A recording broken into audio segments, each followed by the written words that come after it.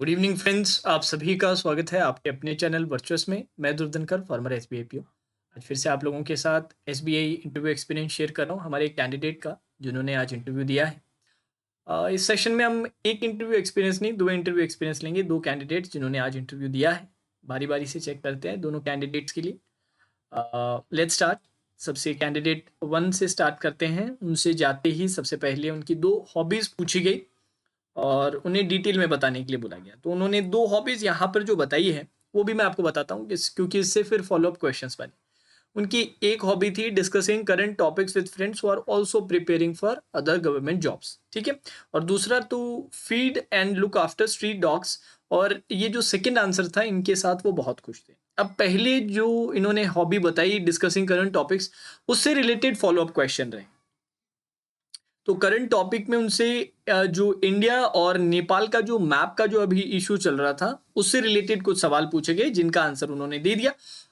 एक क्वेश्चन था जो शायद वो रिकॉल नहीं कर पाए, तो उसके लिए उन्होंने सॉरी बोल दिया था। देन इनसे वैक्सीन से रिलेटेड क्वेश्चन पूछे गए क्योंकि इन्होंने बोला था कि करंट टॉपिक्स डिस्कस करना मुझे पसंद है। और वैक्सीन से रिलेटेड जो करंट जो न्यूज़ चल रही है वो आप सभी को पता है, कोविड से रिलेटेड। तो इनसे पूछा गया what do you know about vaccines and specially vaccines used in India for Covid 19।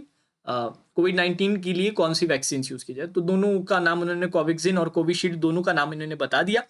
फिर इनके बारे में थोड़ा थोड़ा चीज़ें कि हल्का हल्का एक्सप्लेन कीजिए दोनों के बारे में बता दिया।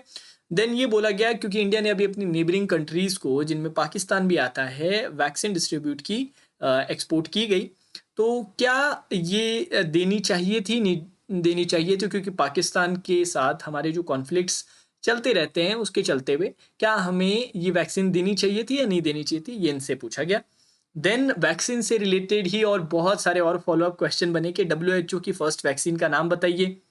देन इनसे पूछा गया कौन सी पहली अंडर डेवलप्ड कंट्री थी जिसने वैक्सीन रिसीव की थी।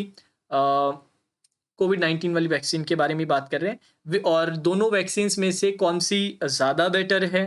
ठीक है, ये बोला गया। और यहीं पर वैक्सीन से रिलेटेड क्वेश्चंस फाइनली ओवर हो गए। देन इनसे पूछा गया कि टीम मैनेजमेंट का मीनिंग क्या होता है। टीम मैनेजमेंट का मीनिंग क्या होता है, और अगर आपको टीम लीडर बनाया जाता है तो कौन सी क्वालिटीज आपके अंदर होनी चाहिए, जिनका आंसर उन्होंने दिया। अब इनसे एक चीज और पूछी गई कि आपने बीटेक किया है, इसका बैंकिंग में एप्लीकेशन क्या है, ये बताइए। तो ये कॉमन क्वेश्चन है जो आप सभी को तैयार करके लेके जाना है। फिर इनसे इसी के साथ, हाँ जी, ये फाइनल क्वेश्चन था, इसी के साथ इनका इंटरव्यू क्या हो गया, कंक्लूड हो गया। तो आपने जैसे देखा हॉबीज से जो इन्होंने करंट टॉपिक्स बताया, करंट टॉपिक्स से फिर वैक्सीन पे गया, वैक्सीन से फिर फॉलोअप 5 से 6 क्वेश्चन, लंबे क्वेश्चंस निकल के आए। बट जैसे कि मैं हमेशा आप लोगों से कहता हूँ, जो भी आप आंसर तैयार करें, जो भी आप वहाँ कहने वाले हैं, उससे फॉलोअप क्वेश्चंस और निकल के आते हैं। तो उनके लिए भी प्रिपेयर करना बहुत ज़रूरी है। अगर उनके लिए आप प्रिपेयर करते हैं अच्छे से, तो बहुत अच्छा इंप्रेशन पड़ेगा। ठीक है। तो इनका ओवरऑल जो इंटरव्यू है काफ़ी अच्छा गया। सभी के सभी पैनलिस्ट थे वो बहुत ही सपोर्टिंग थे, बहुत पोलाइट थे। जो माहौल था वो बहुत ही पॉजिटिव माहौल था, ऐसा कुछ भी स्ट्रिक्ट नहीं था, एक कैजुअल मूड था। और सभी बहुत खुश थे हमारे कैंडिडेट के आंसर से। ठीक है। अब एक कैंडिडेट हमारे और हैं जिन्होंने आज ही इंटरव्यू दिया एसबीआई पीओ का। अब इनका जो सरनेम है वो चाहर है। तो स्टार्टिंग में इनसे ये पूछा गया कि चाहर ब्रदर्स के बारे में आप जानते हैं कि जो क्रिकेटर्स, जो दो भाई हैं, राहुल एंड दीपक चाहर, तो उनका नाम वो जानते थे। बता दिया कि ये दोनों क्रिकेटर्स हैं। अब इनसे डिफरेंस पूछा गया तो उन्होंने कई डिफरेंस बताए, बट एग्जैक्टली वो जो डिफरेंस चाहते थे वो नहीं बता पाए। तो उन्होंने कई बता दिए। फिर उन्होंने बोला आगे से कि नहीं, इनमें से डिफरेंस मीनिंग कि कौन इंडियन टीम में खेलता है, तो फिर वो समझ के उन्होंने अच्छे से बता दिया कि इनमें से एक जो है ओडीआई में डेब्यू कर चुके हैं, और राहुल और बाकी दोनों के, ये राहुल और दीपक दोनों के दोनों टी20 में भी डेब्यू कर चुके हैं। और बाकी डिफरेंस भी बता दिया था कि एक स्पिन बॉलर है, एक फास्ट बॉलर है, एक बड़े हैं, एक छोटे हैं, सारी चीज़ें इन डिटेल बता दी थी। ठीक है। फिर इनकी ग्रेजुएशन पे आए। इन्होंने बोला कि आपने इंजीनियरिंग की है, तो इंजीनियरिंग का यूज़ बैंकिंग में क्या है। देखिए ये रिकरिंग क्वेश्चन है, बार बार हर इंटरव्यू में देखने को मिल रहा है, तो इसके लिए तैयार होकर आपको जाना ही पड़ेगा। ठीक है। देन इनसे हॉबी इन्होंने मेंशन कर रखा था ट्रैवलिंग। तो इनसे पूछा गया कौन कौन से प्लेसेस पे आप जा चुके हैं, कहाँ कहाँ आप ट्रैवल कर चुके हैं, तो उन्होंने बताया। अब देखिए, इन्होंने जो ग्रेजुएशन की है एनआईटी श्रीनगर से की है।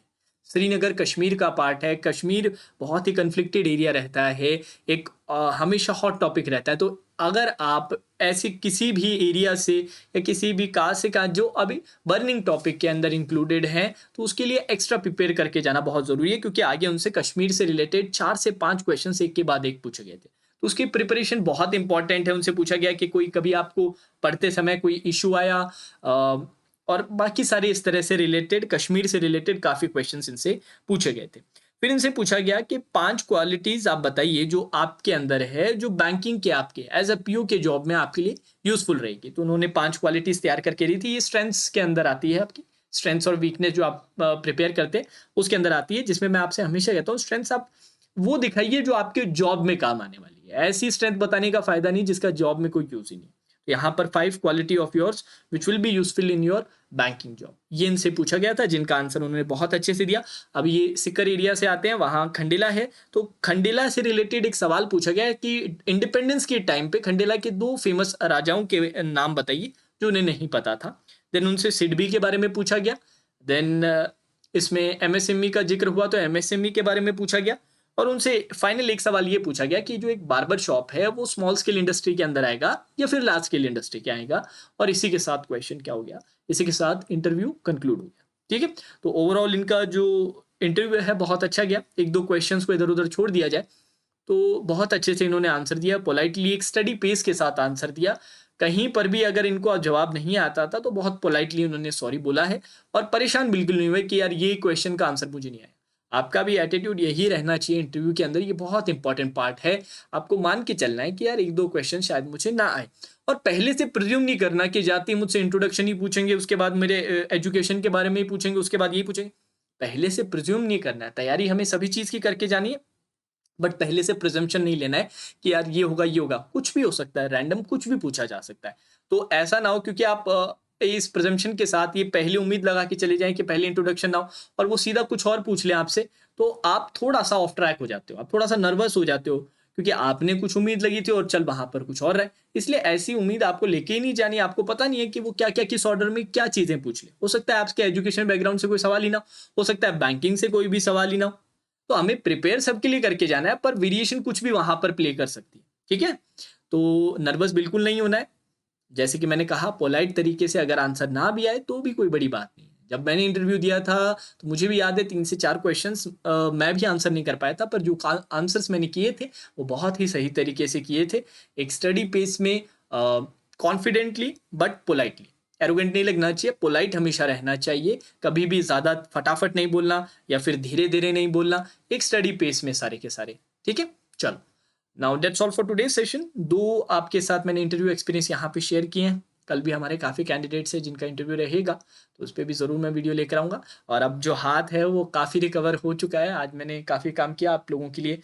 कुछ क्वेश्चंस तैयार कर रखे हैं, कुछ पजल्स भी तैयार कर रखे हैं। कल का जो सुबह 11:30 बजे का भी सेशन रहेगा और शाम को 8 बजे का भी सेशन रहेगा। वैसे तो मैं डिफरेंट ग्रुप्स में ये मैसेज डाल दूंगा, बाय पोस्ट यूट्यूब पे भी डाल दूंगा, पर ये जो सेशन देख रहे हैं उनको रिमाइंड करवाने के लिए कि अगर आप मेरी क्लासेस रेगुलरली अटेंड करते हैं तो कल से मैं क्लासेस कंटिन्यू करने वाला हूँ। ठीक है, तो चलिए दोस्तों, आज के सेशन में इतना ही। Now that's all for today session. Take care.